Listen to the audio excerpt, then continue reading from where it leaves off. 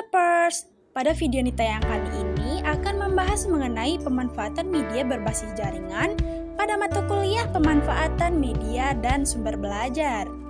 Materi ini sangat bermanfaat bagi perguruan tinggi Universitas Negeri Jakarta, khususnya mahasiswa Prodi Teknologi Pendidikan.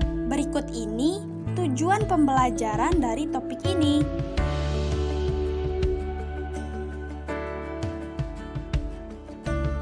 Yuk, langsung saja kita bahas. Kira-kira apa sih sebenarnya media berbasis jaringan itu?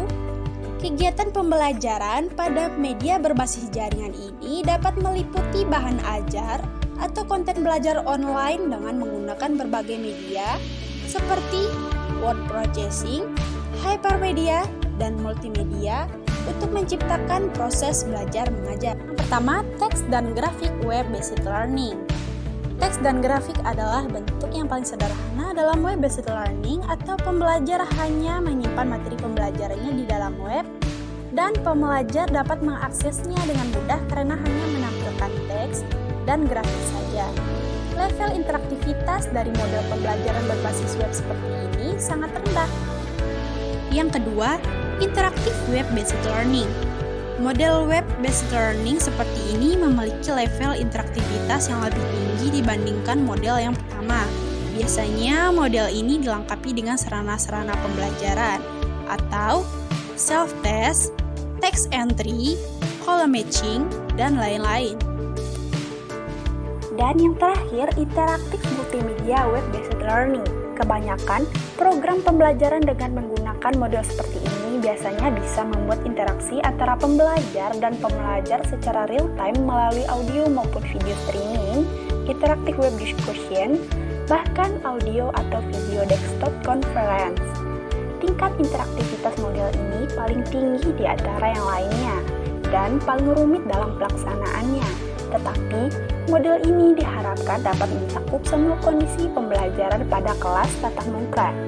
Selanjutnya, kita akan membahas mengenai kelebihan dan keterbatasan dalam pemanfaatan media berbasis jaringan.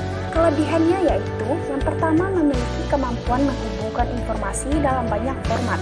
Yang kedua, dapat menjadi pilihan yang efisien dalam menyampaikan bahan pembelajaran. Yang ketiga, sumber daya dapat disediakan dari lokasi manapun dan kapan saja.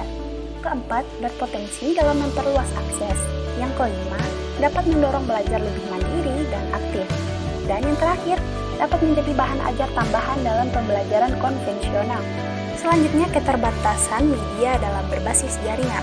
Kebutuhan untuk selalu mengakses komputer dan internet dalam mengikuti pembelajaran online, yang dimana akses ke peralatan komputer tidak mencukupi, dapat menjadi masalah bagi proses pembelajaran. Serta informasi dapat bervariasi dalam kualitas dan akurasi sehingga bimbingan dan clue diperlukan untuk infrastruktur yang diperlukan harus tersedia dan terjangkau. Maka dari itu, peserta didik merasa frustasi jika mereka tidak dapat mengakses grafik, gambar, dan video karena peralatan yang terbatas. Kira-kira apa itu pemanfaatan media berbasis jaringan dalam pembelajaran? Dalam memanfaatkan belajar berbasis jaringan, perlu adanya tujuan pembelajaran sehingga peserta didik dapat belajar sesuai dengan tujuan pembelajaran yang telah ditentukan sebelumnya. Selain itu, ketersediaan bahan, materi, media, dan sumber belajar lainnya misalnya berupa link yang telah dikemas menjadi segmen kecil dan diperlukan dalam belajar mandiri pada pembelajaran berbasis jaringan, sehingga pembelajar dapat mempelajari materi pembelajaran dan tidak keluar dari materi pembelajaran. Setelah kita mempelajari materi mengenai media berbasis jaringan ini, maka dari itu kita perlu menjawab soal-soal yang telah disiapkan pada kuis ini agar melatih pemahaman mengenai topik ini. Referensi yang saya ambil dari topik ini yaitu dari Online Learning UNJ pada mata kuliah pemanfaatan media dan sumber belajar pada semester 3.